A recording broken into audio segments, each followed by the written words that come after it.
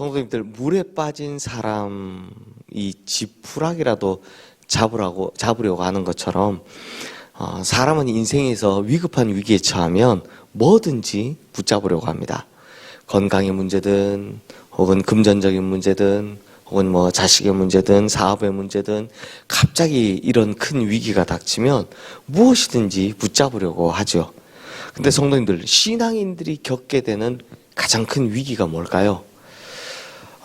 금전적인 문제, 건강의 문제, 사업의 문제 여러 가지 있을 수 있겠지만 가장 큰 위기는 바로 하나님과의 관계 단절의 문제입니다. 우리 하나님 앞에 엎드려 간구하면 하나님께서 응답하실 거라 생각하는데 하나님께서 아무런 대답이 없으시거나 혹은 우리의 인생의 목마름이나 답답함을 여러 차례 아뢰으나 하나님께서 어떤 대답도 하지 않으실 때 너무 답답하고 힘에 겨워서 이 영혼의 호흡이 끊어지는 듯한 그런 인생의 단절감을 느끼게 되죠. 그럼 보통 어떻게 합니까? 대부분 참 제가 만나보면 지나간 일들에 대해서 먼저 생각을 합니다. 혹시 나에게 죄가 있었던 건 아닐까? 이런 생각 하시죠. 혹시 내가 예전에 누구에게 사람을 함부로 대하지 않았을까? 이런 생각도 합니다. 혹시 내가 하나님께서 기뻐하지 않은 일을 행한 것은 아닐까? 이런 생각도 하고요. 또 내가 어려움 가운데 있는 사람들을 무시하진 않았을까? 등등 이런 수많은 내가 혹시 잘못한 게 있는 건 아닐까? 이런 생각을 합니다. 하지만 반대로 생각하시는 분도 계십니다. 대부분은 다 잘못한 걸 생각하시는데 반대로 생각하시는 분도 계십니다. 그래서 어떻게 하냐? 지난날 하나님 보시기에 자기가 잘했던 걸 아뢰는 겁니다. 거꾸로 하는 거죠. 하나님, 제가 이전에 이런 일을 해서 하나님 기쁘게 하지 않았습니까?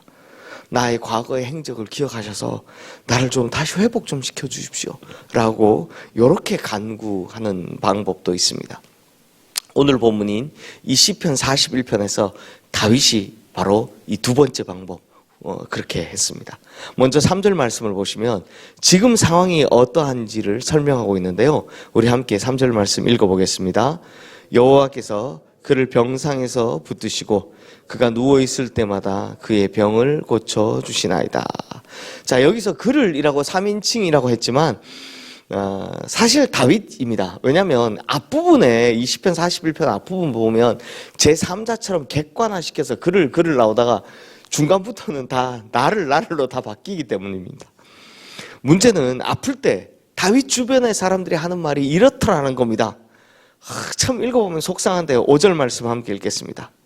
나의 원수가 내게 대하여 악담하기를 그가 어느 때나 죽고 그의 이름이 언제나 없어질까 하며. 그냥 아파서 누워있는데 아휴 어떡해요, 하루속히 빨리 일어나야 할 텐데요 라고 하는 게 아니라 뒤에서 들리는 말이 뭐라고요? 악담을 하는 겁니다. 야, 걔 빨리 죽었으면 좋겠다. 언제 죽는다냐? 이런 이야기가 들린다는 겁니다. 주변에서 이런 말들이 들려오면 아무리 다윗이라고 해도 가슴이 무너지는 건 어쩔 수 없습니다. 누가 이런 말 듣고 기분이 좋겠습니까? 아픈데 와가지고 그거 언제 죽는다냐? 빨리 좀 죽지. 그런데요, 더 속상한 건 이겁니다. 직접 찾아와서 대면하는 말은 전혀 딴판입니다. 6절 말씀 함께 읽어보겠습니다. 나를 보러 와서는 거짓을 말하고 그의 중심에 악을 쌓았다가 나가서는 이를 널리 선포하며. 그러니까 이게 무슨 말이냐? 병난 와서는 뭐라고 하더라고요? 빨리 일어나셔야 됩니다. 빨리 기력 찾으셔야 하는데 마음에도 없는 소리를 하고 있더라라는 겁니다. 그래서 그 밖에 나가선 또 딴소리 하더라라는 거죠. 완전 앞뒤가 다르더라는 겁니다. 이것만 들어도 속이 상하시죠. 그런데 그 다음은 더 속이 상합니다. 심지어 평소 다윗과 깊은 교분을 쌓았던 친구들마저도 그를 배신하는 말을 내뱉고 있습니다. 9절 말씀 우리 함께 읽어보겠습니다. 내가 신뢰하여 내 떡을 나눠 먹던 나의 가까운 친구도 나를 대적하여 그의 발꿈치를 들었나이다. 이 그의 발꿈치를 들었다라는 표현, 유대인들의 전형적인 표현이죠.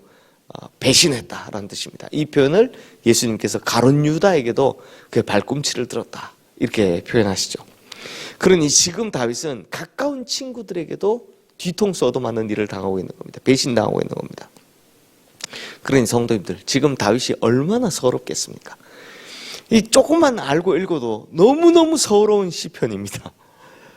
아픈 것도 서러운데 모든 인간관계마저 다 단절되었으니 얼마나 서럽겠습니까? 거기다 하나님께 간절히 기도했으나 하나님께서는 질병의 문제도 여전히 해결해 주지 않으시고 관계의 문제도 여전히 해결해 주지 않으십니다. 마치 하나님께서 얼굴을 돌리신 것 같은 심각한 어려움을 호소하고 있는 거죠. 그런데요, 바로 그때 다윗이 붙잡은 지푸라기가 이것이었습니다. 뭐냐? 바로 지난날 자신이 하나님 앞에 잘했던 걸 하나님 앞에다 이야기를 하고 있는 겁니다. 1절 말씀 우리 함께 읽겠습니다. 가난한 자를 보살피는 자에게 복이 있으며 재앙의 날에 여호와께서 그를 건지시리로다. 자, 하나님께서 어떤 사람 건져준다고 합니까?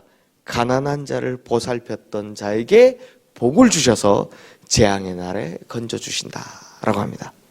근데 이걸 누가 잘했다고요? 다윗이 잘했죠. 다윗이 잘했습니다. 다윗이 가난한 자를 보살펴주는 것, 우리가 아는 것만 해도 몇 가지 있습니다.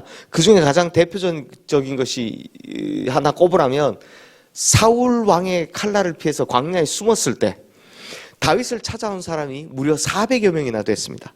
근데 이들이 어떤 사람이었습니까? 다 원통한 자, 빚진 자, 마음이 상한 자들이었습니다. 근데 사실상 이런 사람들은 지금 다윗에게 도움이 됩니까? 안 됩니까? 전혀 도움이 안 됩니다. 그냥 불편하고 오히려 숨는데 불리한 존재들이었습니다.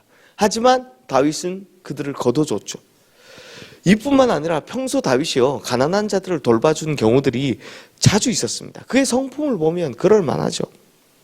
그러니 지금 다윗은 가난한 자를 품어주었던 일들을 하나님께서 기억해 주십시오 라고 지금 매달리고 있다는 겁니다.